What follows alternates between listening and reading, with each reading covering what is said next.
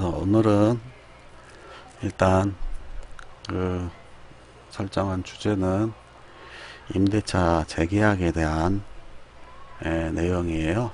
그 임대차 재계약 중에 이제 주택임대차 보호법에 있는 묵시적 갱신하고 이제 그 다음에 이제 재계약서 쓰는 법에 대해서 알아보겠습니다. 예. 미친 놈이에요.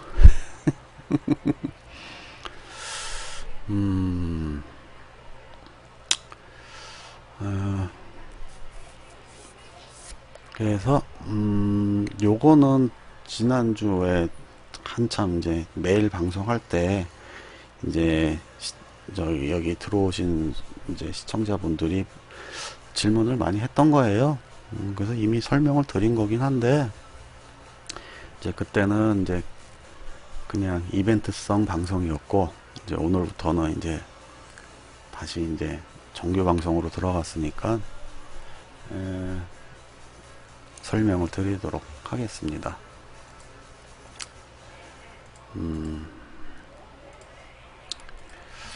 자, 묵시적 갱신이란 거는 말 그대로 그냥 아무 말도 안 했는데 갱신되는 거를 말하는 거죠. 그 주택임대차보호법 제6조를 보면은 제6조에 대한 내용이 이제 계약의 갱신에 관한 내용인데 1항이 임대인이 그러니까 집주인이죠. 집주인이 임대차 기간이 끝나기 6개월 전부터 1개월 전까지의 기간에 임차인 세입자에게 갱신 거절의 통지를 하지 아니하거나 계약 조건을 변경하지 아니하면, 그러니까 계약하지 아니한다는 뜻의 통지를 하지 아니함. 이게 법은 항상 뭐 하지 아니하면 뭐 이래. 그 기간이 끝난 때에 전 임대차와 동일한 조건으로 다시 임대차한 것으로 본다. 즉 6개월 전부터 1개월 전까지 계약기간 끝나기 전까지 세입자한테 계약 갱신 거절의 통지란 거 이제 너한테는 더 이상 세 안 줘 하는 거 하고, 또는 계약 조건의 변경, 뭐 월세를 올리자, 전세금을 올리자, 뭐 이런 계약 조건의 변경을 하지 아니하면 이런 뜻을 통지를 안 했을 경우를 말하는 거예요. 하지 아니하면 갱신하지 아니한다는 뜻이 통지를 하지 아니한 경우에는 이런 계약 조건의 변경이나 갱신 거절의 통지를 하지 않았을 경우에 그 기간이 끝난 때, 그러니까 계약 기간이 끝난 때에 먼저 임대차하고 동일한 조건으로 다시 임대차한 걸로 본다는 거예요. 말을 얘네들이 법은 항상 베베 꼬아놔갖고 헷갈리죠.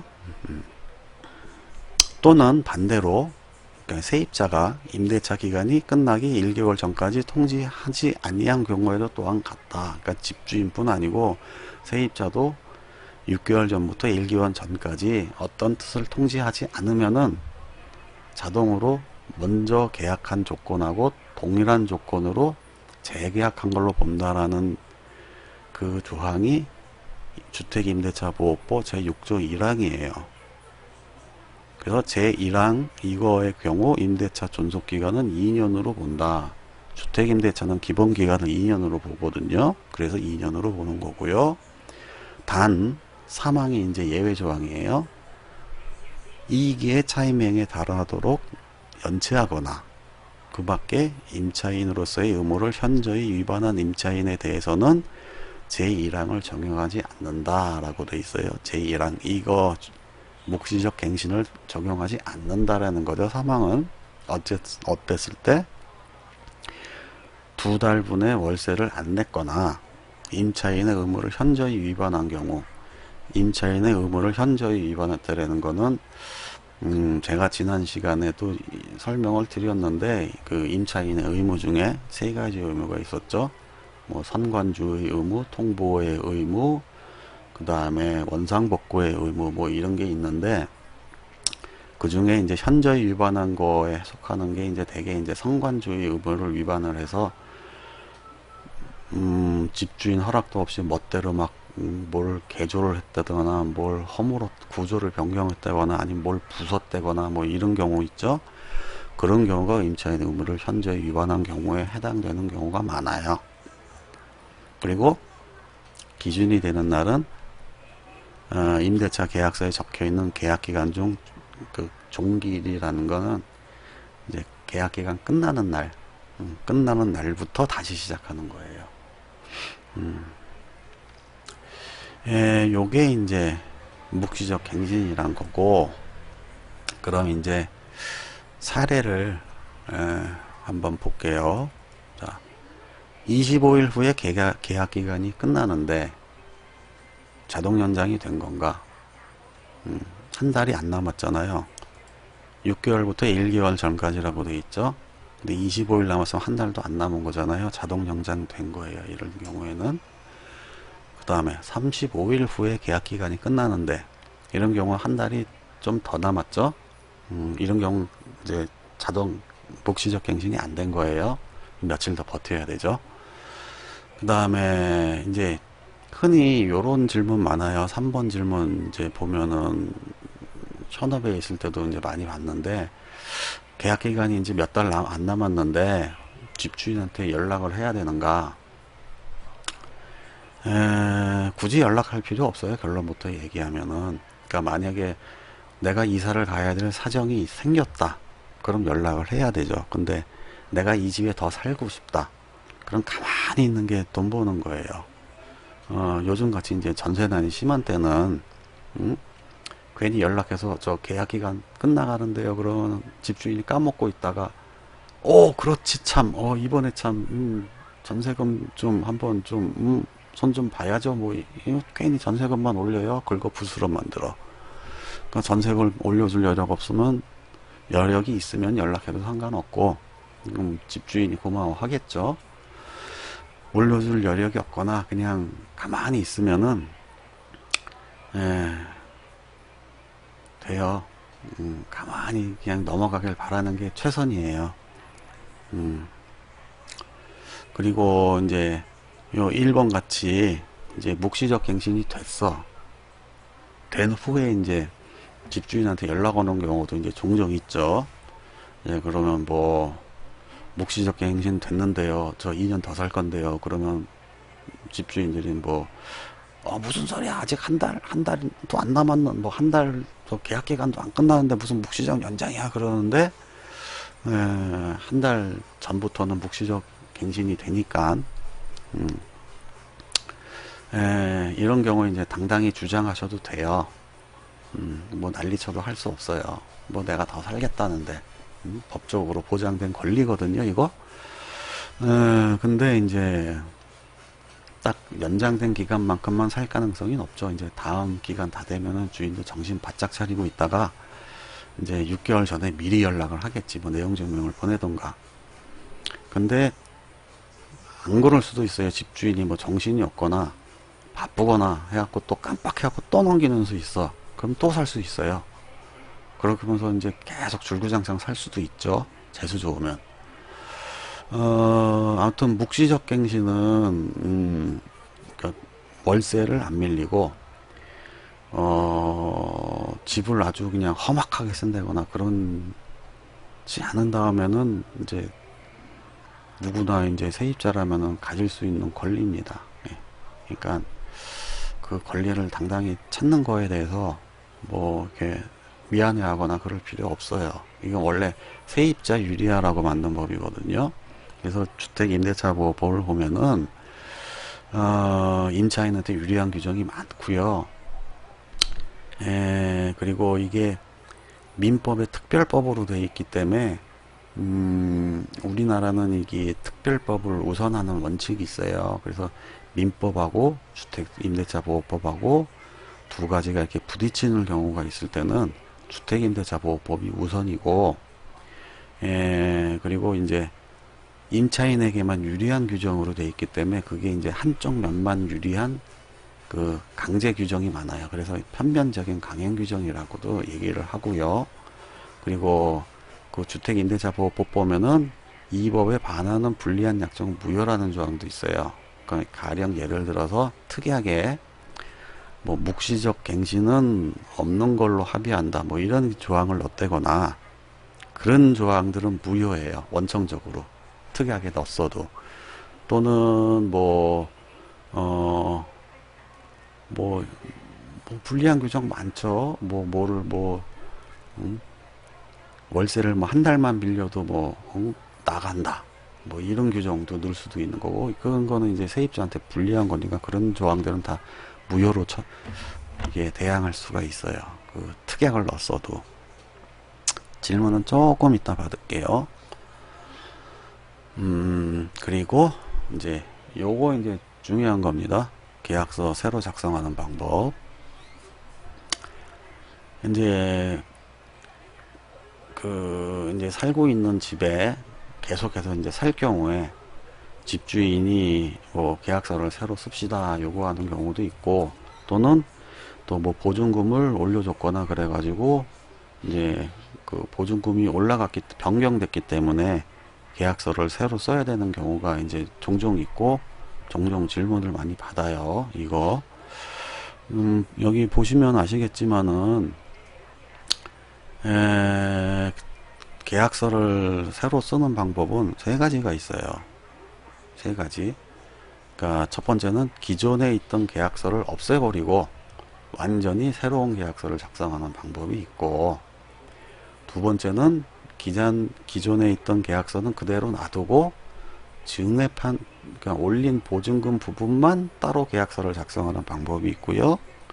세 번째는 그냥 기존 계약서에 찍찍 긋고 보증금 부분만 수정해서 그냥 작성하는 방법이 있고, 요 세 가지가 이제 경우가 조금씩 달라요. 적용해야 되는 경우가. 특히 이제 첫 번째, 완전히 새로운 계약서를 써야 되는 경우는 좀 주의하셔야 돼요. 이거는. 왜 그러냐면은, 이 완전히 이전 계약서는 없애고 새로운 계약서를 작성할 경우에는, 요게 이제 그 내용이죠.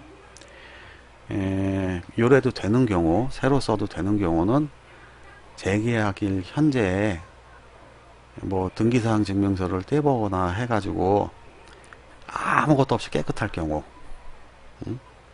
요럴 경우 하고, 그러니까 요럴 경우에만 이제 새로 써도 무방한 경우예요. 그리고 요렇게 새로 썼을 때는 이제 기존 계약서는 사라진 거기 때문에 확정일자 다시 받아야겠죠. 그런데 이제 대개 이렇게 깨끗한 경우가 이때라면은 뭐 새로 써도 무방해요. 무방해요. 근데 이제 아까 2번, 3번처럼 올린 보증금만 따로 작성하거나 기존 계약서에 그냥 보증금만 수정하는 경우는 어떤 경우냐면은, 요런 경우에는 요런 식으로 하시는 게 좋다라는 거죠. 재계약일 현재에 최초 계약 당시에는 빚이 없었어요. 뭐 근저당권이나 그런 게 없었는데, 살다 보니까 뭐 다른 이제 권리 설정이 되어 있는 경우가 있을 수가 있죠. 근저당권이든 뭐 전세권이든 뭐든. 그럴 경우에 이제 채권 순위를 유지를 해야 된단 말이에요. 자, 예를 들어서 이제 요게 예인데 2013년 5월 달에 이제 처음으로 이제 임대차 계약을 했어요. 이 사람이. 예를 든 사람이 1억 5천에. 그럼 요게 1순위고, 살다 보니까 2014년에 집주인이 근저당권을 해놨어요. 1억 2천만 원. 그럼 요게 요렇게 요 두 개만 있을 때는 요 사람이 임차권이 1순위고 채권이 요 근저당권이 2순위가 돼요. 예. 근데 이제 보증금을 2015년 이번에 이제 뭐 5천만 원 올려주기로 했다고 쳐요. 그러면은 이거를 현재는 1억 5천이 요렇게 순위를 요 근저당권보다 앞서고 있는데, 만약에 1번 경우처럼 요 경우처럼 기존 계약서를 파기를 해버리고 새로운 계약서를 쓰게 되면 얘가 날아간다는 얘기예요. 이게 날아가고 뭐 2억 원짜리 계약서를 새로 썼다고 쳐요. 그럼 이 근저당권이 1순위로 올라가고 2억 원의 임차 임차권 이게 2순위로 내려앉아요. 1억 5천이 우선순위를 잃는다고. 그래서 이 먼저 계약한 1억 5천의 요 임차권을 순위를 유지하기 위해서 5천만 원만 따로 적거나 찍찍 긋고 기존 계약서에다 수정하는 거예요. 무슨 얘기인지 이해가 가시죠? 그래서 증액한 보증금 부분은 뭐 예를 든 것처럼 5천만 원만 이제 새로 계약서를 따로 작성했을 경우에는 요 이제 특약에다 요 사항들을 넣어야 되죠. 뭐 특약에 기존 임대차 계약의 보증금을 증액하여 증액한 부분만에 대한 계약서이며 뭐 총 보증금은 얼마다 이렇게 적고 기존 계약서는 버리면 안 되고요. 그 다음에 요 증액한 거 5천만 원 부분 요거는 이제 요 계약서만은 요만 이제 확정일자는 또 따로 받아야죠. 예, 금액이 변경됐으니까. 그리고 기존 계약서를 그냥 수정할 경우에는 그냥 뭐 적당한 여백에 보증금을 기입하고 몇 월 며칠 뭐 증액한다는 취지를 적고 보증금이 얼마임을 적고 이제 임대 임차인이 각각 서명하고 날인하면 돼요. 예. 그리고 요것도 이제 금액이 바뀌었으니까 증액한 금액은 확정일자를 따로 받아야죠. 그리고 뭐 월세나 반전세도 마찬가지예요. 이제 보증금이 바뀌었을 경우는 요 세 가지 경우 중 하나를 택일하시면 돼요. 그러니까 집이 깨끗하면은 새로 쓰셔도 되고 집이 깨끗하지 않으면은 임차권 유지를 위해서 이제 증액한 것만 따로 새로 쓰거나 아니면 기존 계약서에다 수정해서 쓰거나 둘 중 하나 선택하시는 게 좋다라는 거. 오늘은 여기까지예요. 짧다. 한 30분 하려고 했더니 20분밖에 못 한 것 같네. 자,